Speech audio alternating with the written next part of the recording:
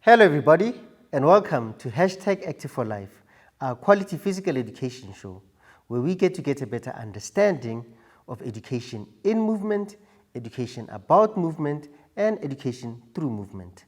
I am your host Norman Mpake, and together we're going to learn about the importance of physical education, but most importantly, we're going to have fun.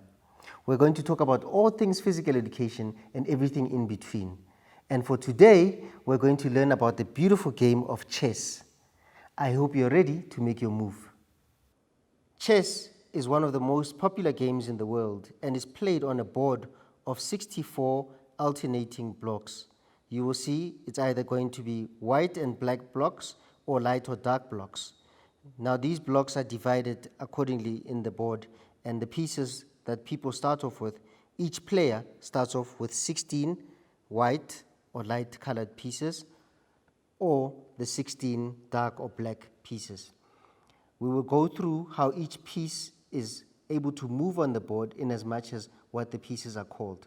So we will do a step-by-step sequencing of understanding how players move from one side of the board to the other side of the board, with the main objective of defeating the opposition by attacking their king.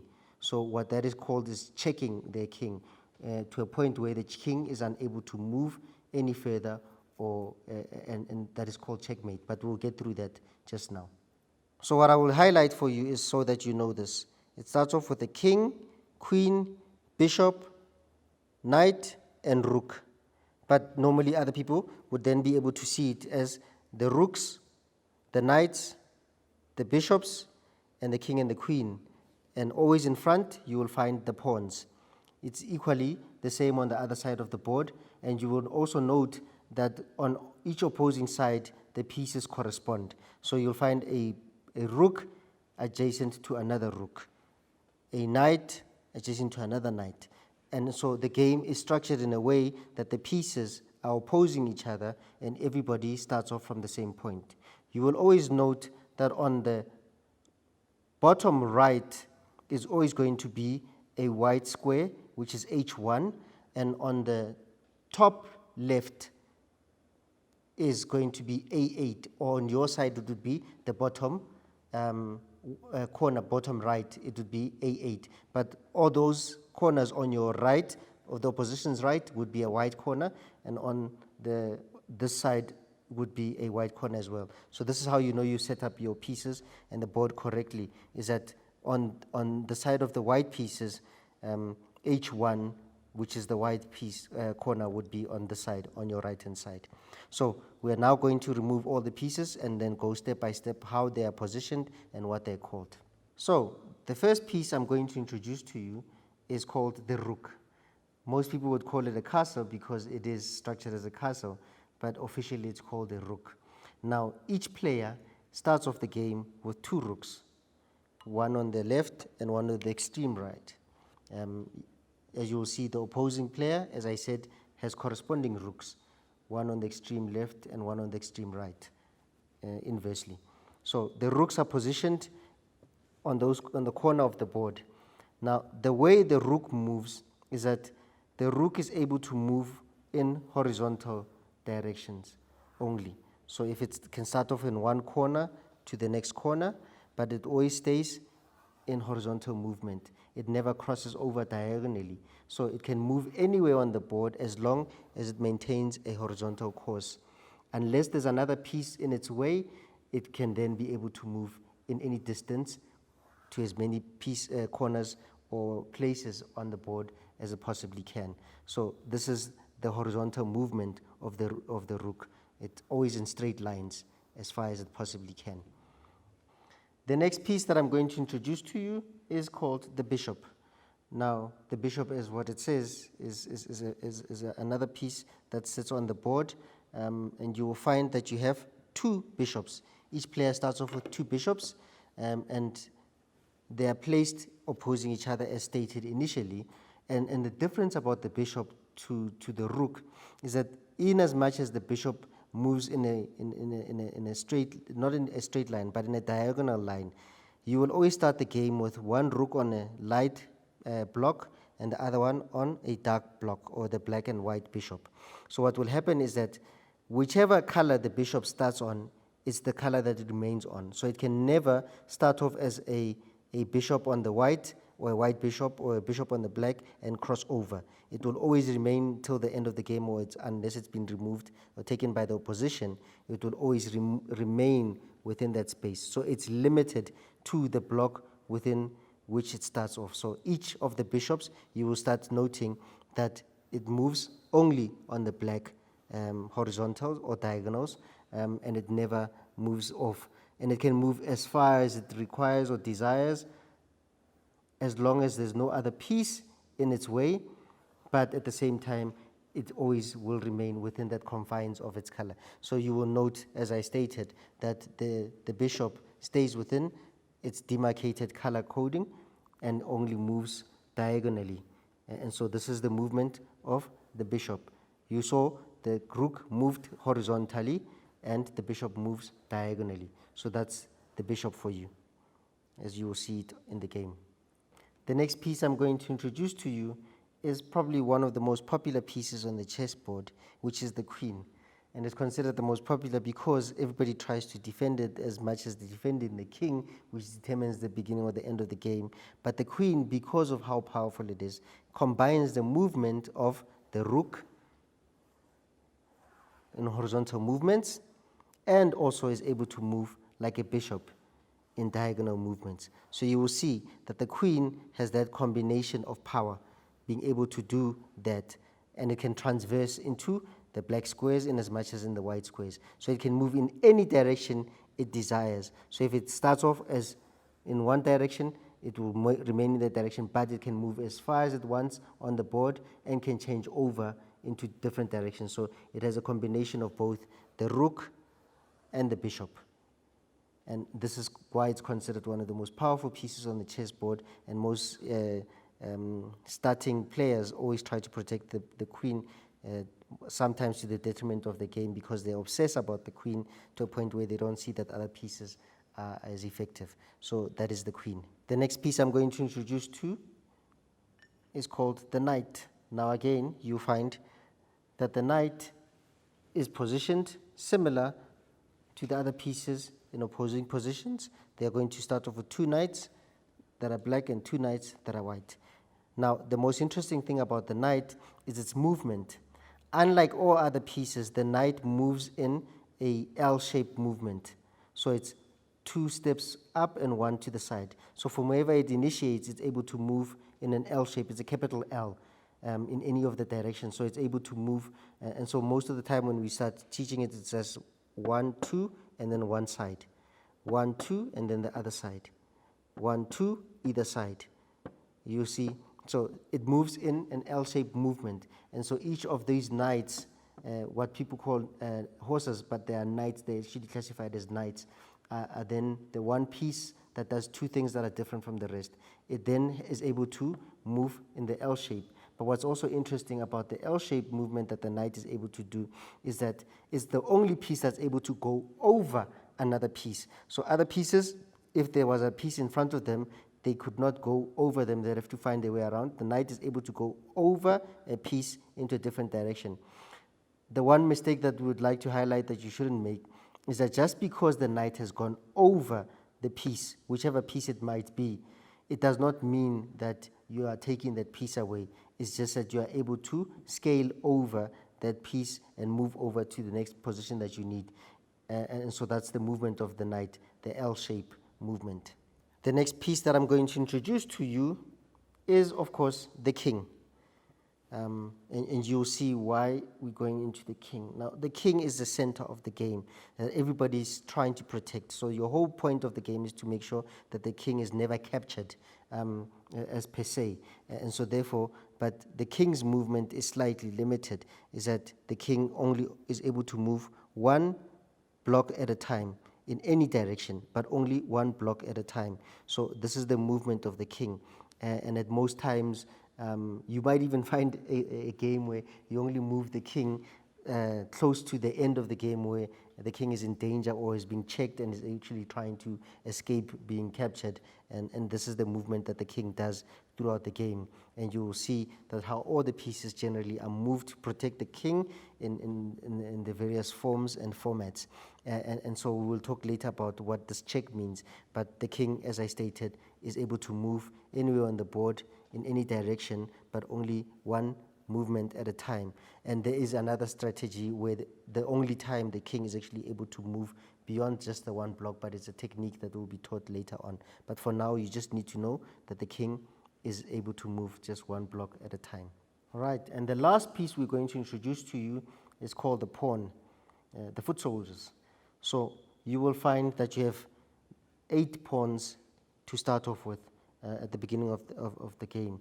And each player has them in this rank. So the position in this rank, the second rank, you'll see on number 2 or on number 7 accordingly. And each player starts off with 8 pawns. And the interesting thing about the pawn is that it has a particular movement pattern as well. Just like the king is able to move one piece at a time, but is restricted in a forward movement. The interesting part about the forward movement is the only way a pawn is able to capture another piece is diagonally. So the pawn is the only piece that moves out of its normal sequence of movement or forward movement to capture another piece, which means it only takes pieces diagonally. It cannot take a piece in front of it. It can only take a piece diagonally. So that's the only way. After that, it continues its straightforward journey.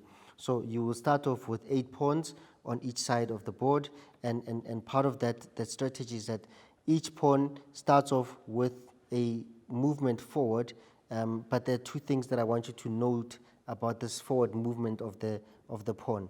So there is a rule that allows you on the first movement of the pawn to either choose to move 1 block or you could move 2 blocks. Now, if it moves 2 blocks, that's the first and last time that the pawn is able to move 2 blocks at a time. After that, it's limited to just 1 block at a time. So you'll see that each player has the opportunity to either move 1 or 2. And this is the movement pattern that the pawn has. And as I mentioned, once it's faced off with another piece, whether it's a pawn or any other piece on the board, it can choose to go past, or if it attacks, it only attacks diagonally, and therefore has a new course of route. Now, part of this new course of route that I'm trying to highlight is that most people are trying to get the pawn to get to the end of the opposition side. And one of the beauties is that because pawns are unable to move backwards, they are only then able to then be promoted. And so once you get your pawn to the other side of the board, you have an opportunity to choose any of the other pieces back, besides the king obviously, onto the board. So you can replace the pawn with a queen onto the board, and which is generally what normally happens. People choose the queen as the most powerful piece to replace the pawn with, or you can choose a bishop to replace the pawn that has made it to the end of the board, or you can choose a castle to replace the pawn once it's been promoted, or again, you can choose a knight. So the pawn, its movement is to try and transcend the board and get to the other side of the board and be crowned and be given a new title. And so therefore, you will find the forward movement is limited to it getting to the end of the board, and once it gets to the end of the board, it's then be able to you can choose to make it any other piece that you choose on the board. So that's the forward movement of the pawn, or the transverse movement in order to take or another piece from the board. Before we get into any other technical things, I think because we already have half the pieces on the board, it's best we show you how they are positioned again so you can see their positioning. So we're going to place the pawns in their correct positions, as stated, facing forward, ready to attack. So, as I said, it's always on the second rank according to the setup of the chessboard. So you've got your 8 black pawns, and you've got your white black pawns 1 to 8. And so you'll note sometimes that people, as they move the pieces, when they take note, they would mention you're moving pawn H2 or G2 or F2 to now H3. So if you start understanding, it's because H and 3. So you start understanding that the ranks are numbered in numbers 1 to 8, and the files are written A to H. So you have rank and file. And so that allocation, you'll note when you start seeing people writing down that a piece on F4, that would be F4. And so you're starting to see how this links to other subjects where you start to do gridding and understand how grids work. And so this is how the sequence is. And if you can guess what would that be called? That's correct. That's C5. And so that's how you're able to then, when you're learning chess as you go on, are able to understand how sometimes the movements of the pieces on the board are according to the numbering and the lettering on the board. Now, as I've mentioned, you will then going to find your 2 rooks, which is sometimes loosely called castles, but officially they're called rooks. So you find your 2 rooks. One rook would be on H1 and the other one would be on A1. And of course, the opposing rooks would be on A8 and H8 or 8H. So this is the setup. So your rooks are on the corners of the board, both one on black and one on white. Then you have your knights that comes onto the second block there within the first rank, which is then G1 or B1. And so therefore on the opposing side, the same sequence would be that you have your knights following the rooks.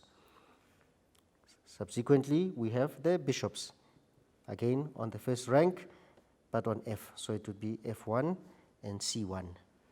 On the other side, it would be on the 8th. Okay, so it would be F8 and C8. And what is interesting is that you will note, therefore, that your king or the queen, I'm starting on the wrong side.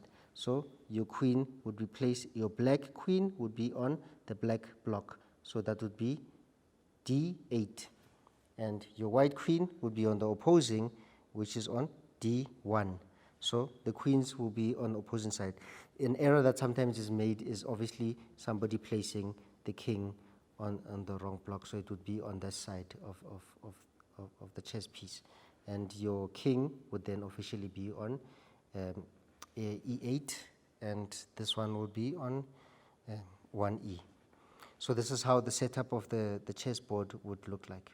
So now that we've shown you the setup, I think one of the important things to show you is the end game. So what the game might look like at the end of it, which is a checkmate, where the opposition or the king is cornered to a point where they're unable to move any further, and therefore they're captured. So it has to be a checkmate versus what I'll show you, which is a stalemate, which is actually equivalent to a draw, which is obviously what you're avoiding. You're trying to get to where the opposition, whether the black pieces or the white pieces, get the opposition to be in checkmate. At times you might find checkmate early in the game. The most advanced players are able to move as few pieces as possible, and you find while you still have a majority of the pieces on the board, you end up in a checkmate position. Or you might find that you find yourself with 1 piece or 2 pieces left and attacking the king. So I'm going to show you the variations of checkmates that you can do with the various pieces, and then just go quickly into the stalemate. Okay, so let us move the pieces off and just leave the king and one of the opposing pieces. So we'll choose the rook to be the one that attacks the king as the last piece, and then we'll probably just use a combination of the rook and the most powerful piece obviously being the queen, to show you those options that you might have on the chessboard. Okay, so let's move the pieces and be left with the white king and a black rook. So we'll move all the pieces so you can have a sense of what checkmate looks like. So checkmate is that point where the king is left having to defend itself, or not checkmate. So we're going to show you what check looks like, so you understand the danger. So check basically says check your king, check how your king is in danger, and so it's about how to ensure that the king is safe. I will leave one of the kings on because it doesn't make sense that one king is removed. So if the opposing rook is directly opposing the king, you will see that this king is now in danger of being attacked by the rook. So if this piece were to be moving here, we would then say check, and so the king is meant to move or escape. So now it's out of the range of the rook. The king is able to move any of the spaces, one spaces, left, right, as it moves away to stay safe, but it cannot cross the path of the opposing piece. So it cannot go onto E1, or it cannot go onto E2, because that would be in the path of the rook. So a king cannot put itself directly in danger. It's always trying to, you are always going to try and find a way to get the rook away from danger. So it will never move intentionally, or is not permitted to move intentionally in the line of danger. So if there was another piece, for example, the opposition's bishop, which is occupying that space of the black diagonals, the king, in not being able to move in the line of danger, cannot occupy the blocks on this E file across the whole of E, because the rook is in that direction.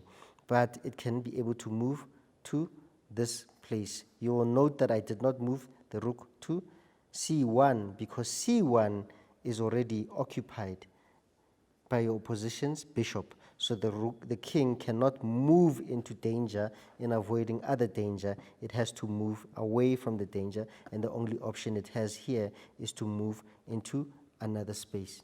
Now, this is part of it, is that it avoids to be checked.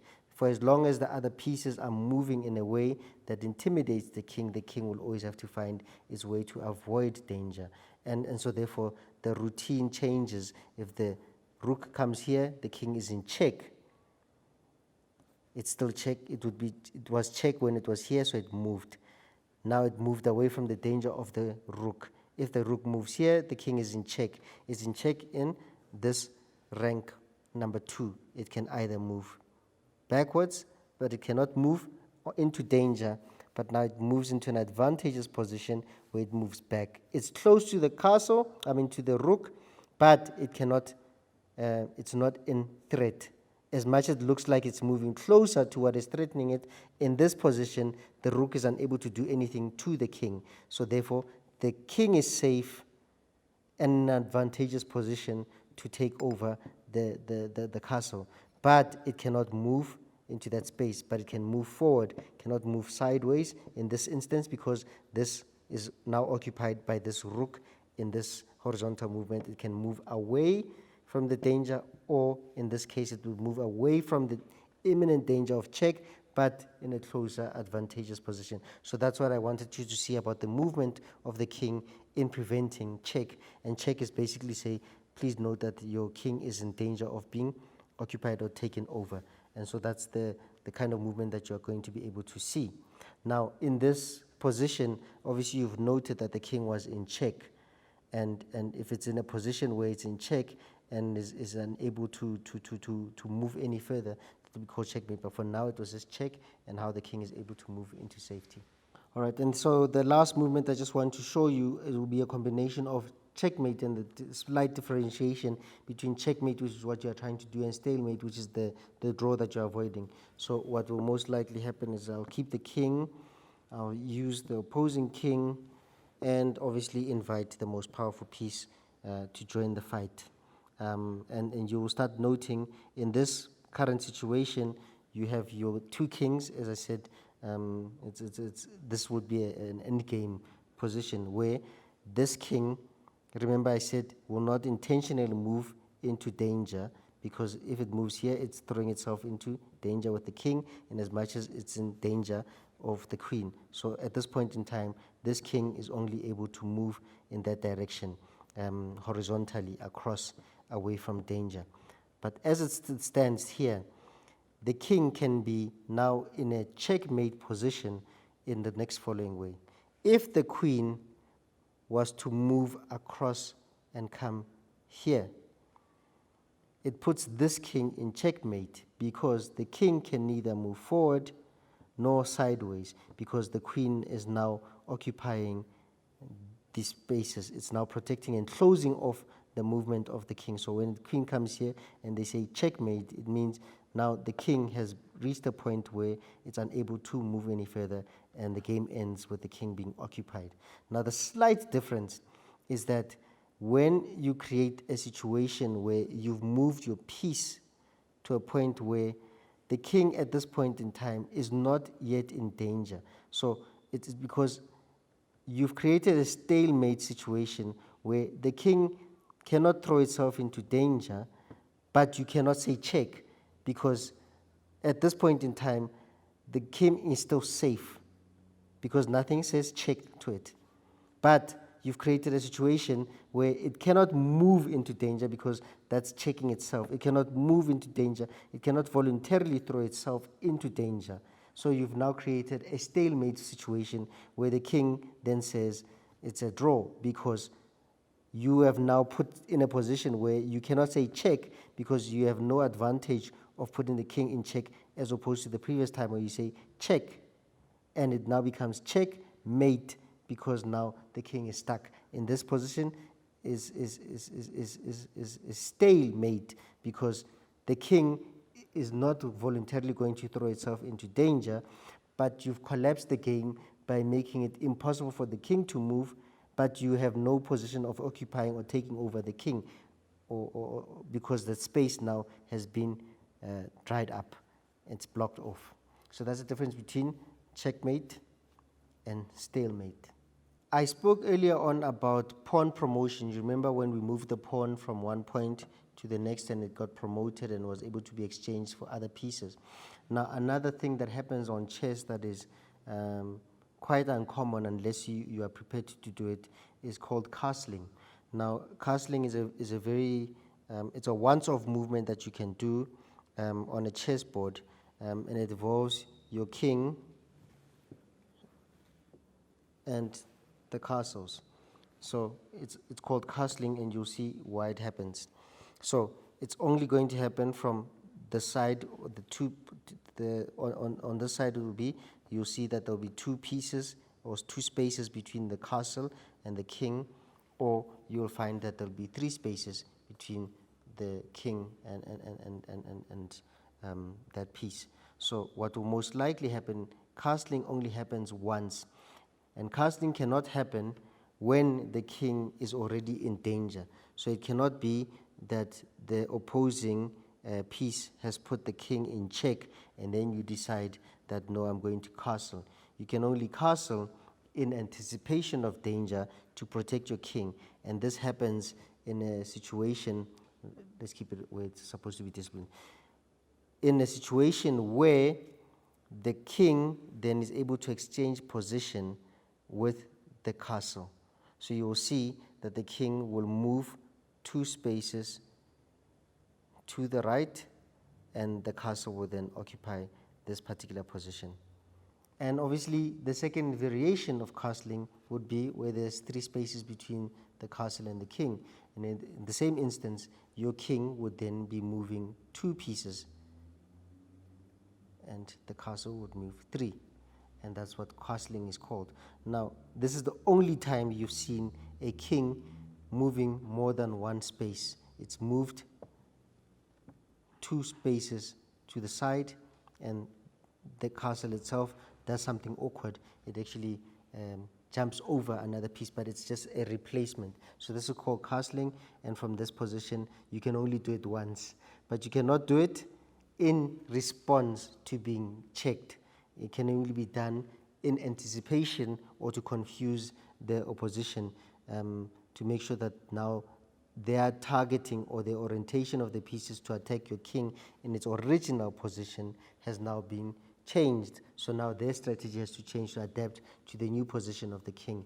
And this is a tactic that's done by those who obviously are more advanced and understand when to anticipate castling to take place. But remember, you are unable to engage in castling if you've already moved your king, or if you've already moved your castle into different positions. You can't reposition the castle and then decide, now I'm going to castle. It only happens once off in that situation. Remember, the same scenario we had with the pawn was once the pawn has done the dual movement, it cannot be doing two movements.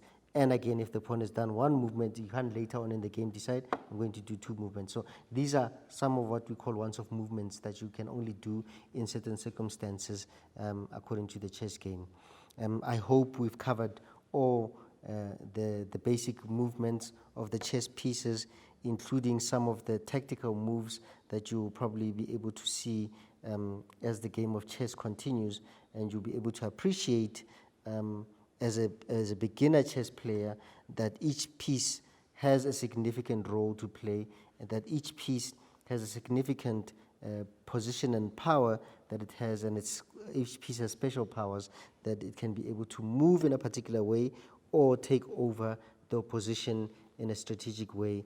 But the discipline in that you cannot randomly put the pieces where you like, that the pieces have to occupy strategic and set positions on the chessboard, and so that when you start playing, you apply those different rules of the chess pieces, moving towards checkmating your opposition, and in the process of taking away some of those pieces that protect the king. And that is the whole point, is that you as the opposing team are trying to eliminate all the other pieces that are trying to protect the king by strategically positioning in positions where they compromise each other. And so therefore, the exciting part about it is that you're able to apply your mind, you're able to think in advance. You might have a strategy that you follow. Some people start off with a particular plan that they're going to do a particular move that they're going to do, but more advanced chess players are able to anticipate that if you were to do an initial move, they know that your follow-up movement may be to then try attack the king in a particular way. So it's about anticipating your opponent's moves. It's about anticipating the risk that you're going to be taking by positioning your pieces in particular places, and it's the intention that you're going to have in moving those pieces in a particular way that you're able to understand. So again, as I mentioned, the knight would be the only piece that is able to move without any other piece being displaced, but all other pieces within the first rank require the pawns to move in order for them to be able to exit the space. So it's those kind of special powers that we're talking about, that each piece has its own particular opportunity to displace and move on the chessboard, but there are limitations and there are advantages that the pieces would have at any given time. Now, remember, every time one piece moves, the opposition has a chance to move. So it's an alternating game. You cannot be moving consistently in the opposition. So each player gets a chance after the other ones. You've seen in more advanced games where the players are playing with a timer. So you have a limited amount of time to be applying your mind, because you're supposed to be more agile and be able to then move. And if your time runs out, then the opposition wins. And so those are the different variations and types of play that you can have on a chessboard. And I hope you can then start making your moves to try and learn the beautiful game of chess. And if you have any questions, you can write to us on our WhatsApp line, or you can be able to then just play with somebody who knows how to play the game of chess and improve your ability to play chess, to apply your mind. It's a calming game. It's an exciting game at the same time. It's a mind-challenging game. But once you've learned the game of chess, you start appreciating your own patience, or your own ability to plan and to be tactical, your resilience, and the fact that sometimes if you were trying to protect your queen at all costs, once you've lost it, you are able to then find ways. And in life, it's the same way. Sometimes things that are important to us are lost, but you have to find a way to work around it. And so that's the importance of chess. You can apply to real life. You can apply to how you to plan your things in your own life, but it's also an exciting game that's played by various people throughout society. So I do hope you enjoyed learning the game of chess, the basic rules of what each piece is called, how they are placed on the board, and the significance of their movement in trying to protect the two kings. So each person is trying to make sure that their king is safe throughout the game, and the way you do it is by strategically positioning the different pieces on the board, by strategically moving them towards attacking your opponent. While attacking, you always have to remember to protect your king. And so that's the whole point, is that in as much as you're attacking, you are defending. In as much as you know the strategy that you are going to apply in the game, you have to remember that your opposition may have a better attacking strategy that may compromise your own plan. So you might have to think on the job, as you might have to call it, is that how do you make sure that you adapt according to the circumstances that are now being introduced to you. And so that's the game of chess. I hope this was a basic intro to the game of chess, and that you're going to try and play at least one game and understand how all the pieces are moved. Thank you very much.